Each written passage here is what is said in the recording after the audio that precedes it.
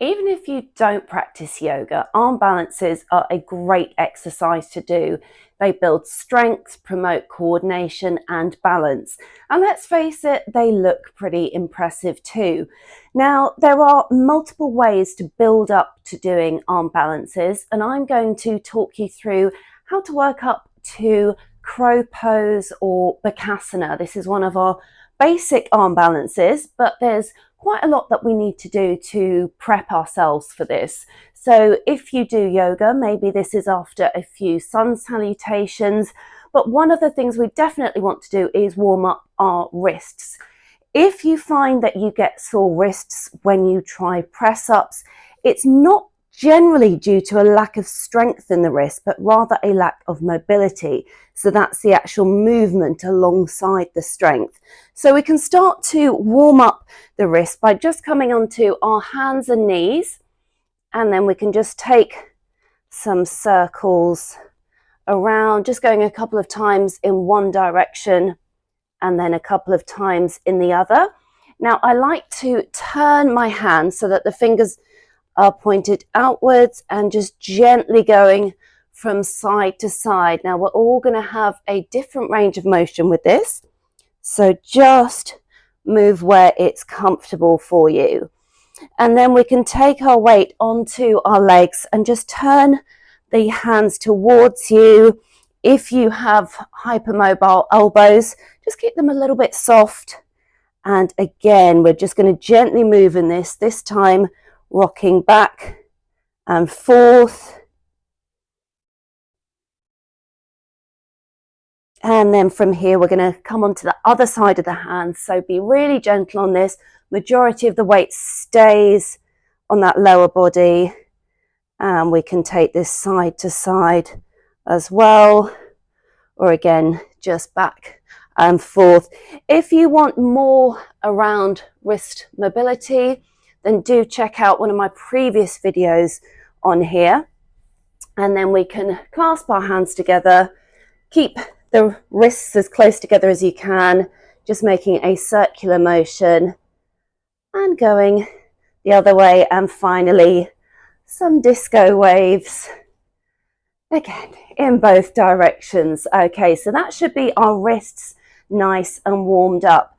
Now we're going to focus on our squat position. So if you can comfortably sit in a malasana, a wide prayer squat, then do so. If you find you're on your toes, if the heels are off the floor, that's fine, but you might need to warm up the hips a little bit. So now that we've got those two areas prepped, we're going to think about the position to come into our arm balance. Now it's really important that our hands aren't too wide or narrow. We want to make sure that the wrists are directly under the shoulders, fingers pointed forward, so that as we bend, the elbows are bending back. If they're coming out to the side, then you'll want to readjust. Sometimes some instructors might actually even put a strap around the upper arms just to stop the elbows coming out. Personally, I don't like to do that. I think just being aware of that movement in itself is what you need to focus on. So, step one, we take our hands into position and we just step our feet up. So my heels are off the floor. So from here, just going to arrange ourselves so that the elbows are starting to bend back and we're taking the knee into the upper arm or towards the armpit. I'll be really honest here. If you're taking it into the upper arm and you're not used to that, it might really hurt, like somebody's driving into your muscle. So find what's comfortable for you. Once you've found this position, you can just gently start to rock forward. As you do that, think about that belly button coming in towards the spine. You might naturally feel your core has started working. So that's the first stage, just coming into this position and then gently rocking back and forwards. Now that might be enough for you to work with for now. The next option is to use a block just to give yourself a little bit of height. So you're not going to be taking the feet off the floor, but you're just going to be elevating them so that you've got more weight coming into that upper body.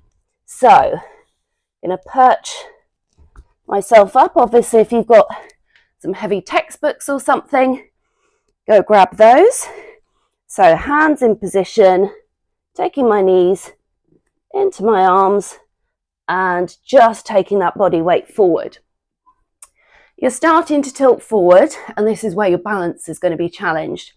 Try and look about 1 meter ahead of you on the floor. You don't want to be looking straight ahead, and you don't want to be looking too far forward because your body's likely to follow your head. So once we're here, we can just practice coming forward and back. Readjust your position whenever you need to.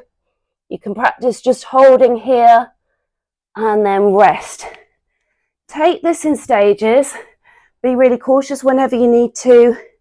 Just give your wrists a little bit of love. So next stage from here, we can take the blocks away. If you want to, you can have one here as a safety block for your forehead. As we're going into it step by step, you probably won't need it, but I know that some people like to have that there. So starting in our position, into that squat, knees into the arms, checking that my hands are the right distance apart. So I'm looking ahead, leaning forward here. Now what you can do is just start to lift 1 foot off at a time. See if you can hold that for a few seconds and rest. As I said, if this is new or it's been a while, you might feel it there. It does get easier over time. I remember the first time I tried that, it just felt horrendous. So if you're finding that, it does get better.